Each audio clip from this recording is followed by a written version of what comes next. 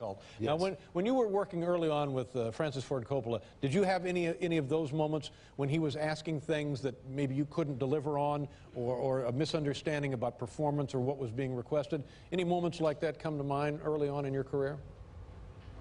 Well, oh yeah, there's a few, and I think the one that's most outstanding with Francis, if I can remember it, was I hope it's not too long, but it's...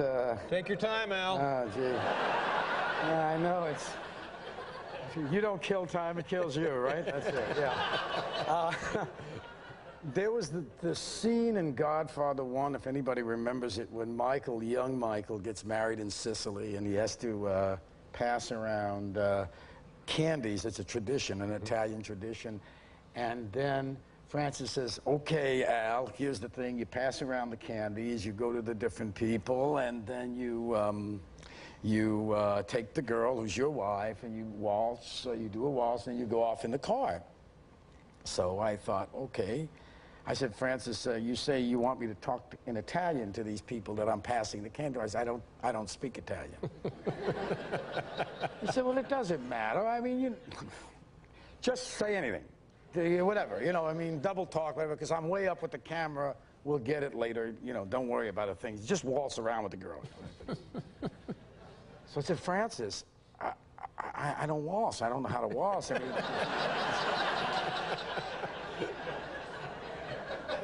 he's looking at me.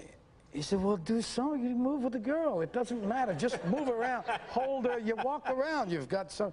Just do a thing. Spin around a couple of times. I got the camera up there. It doesn't matter. Get in the car and take off. I said, Francis, I don't drive.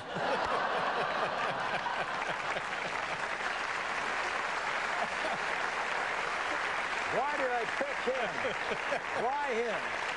Tell us stories about working in live theater. Well, there's so many. I have stories. Theater is what I do most of the time, believe it or not. Really? Yeah. Is that your preference, honestly? Well, it's what I started with, yeah. And I think that I have more of a feeling about it some way. I feel more at home when I'm doing it. The money's a little different, though, isn't it? Yeah. That's why I can afford to do it now, actually.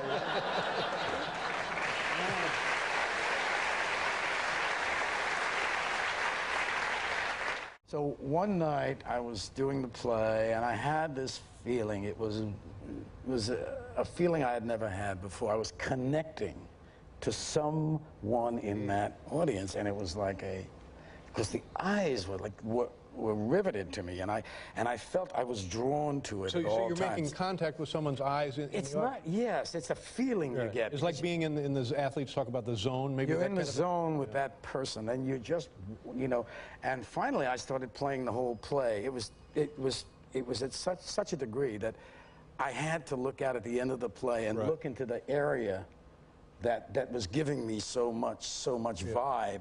Finally it comes, and it's the end of the play, and we come out, we take our bows, and the first thing I do is I look over directly to where those eyes were, and they were two seeing eye dogs. Well,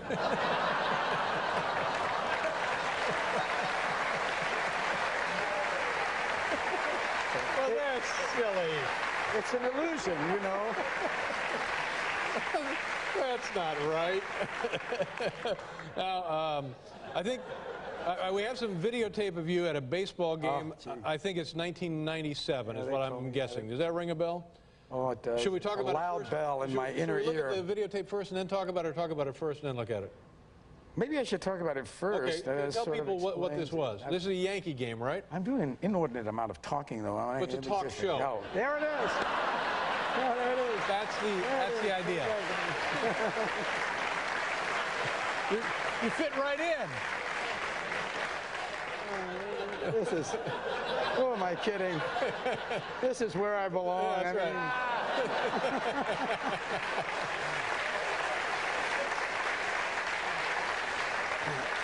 right. Anyway, one day I'm going to the baseball game.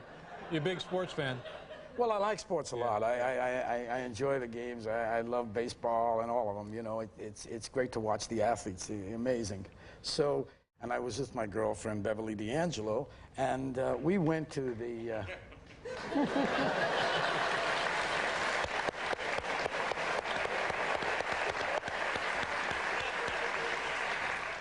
So we went to the game, and I thought as an afterthought, this is sometimes my reality, I'm thinking, you know, I've got to leave early, about the second or third inning. They're going to get upset because, well, I thought if I get up in the middle of the game. It's inconsiderate. It's inconsiderate. A big star leaving the ball. It doesn't look good. He walked out on us. What's up? Exactly.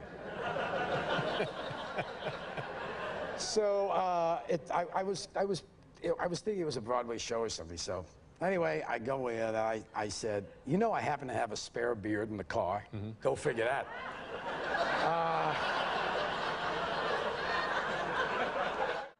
So I put the beard on, and it's like, you know, the Smith Brothers kind of beard. And I got a baseball cap and some eyeglasses. Right. Well, I might have known something was wrong, because as I was going to my seat with this, I passed someone who said, "Hi, Al." Yeah. You know. So I was off and running with that, you know. I thought, this is somebody else he's talking to, right? Not to mention I'm with Beverly D'Angelo as well. None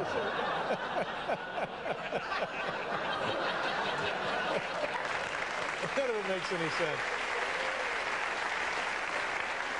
So I'm sitting down, and I'm watching them practice, and at one time my chin started to itch a little bit, so I lifted up the beard and went underneath it.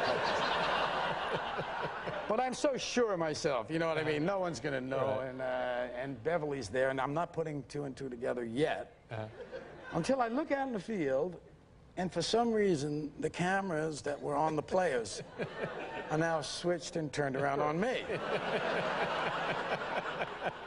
So I wound up being on the 11 o'clock news. I was on highlights. At the end of the year, they showed it as special crazy things that happened, and it was me with the beard. Crazy things that happened. Crazy things. Well, you must have felt like a dope, for heaven's sakes. I still do. If you don't mind, let's take a look. All right, so this is the day of the ball game, 1997 at Yankee Stadium. Al Pacino, we think it's Al Pacino, man of mystery.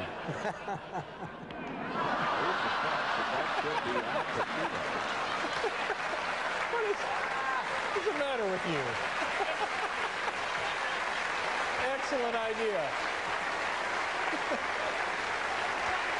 Oh, my God. Good to see you. Good luck with your hair. Thanks.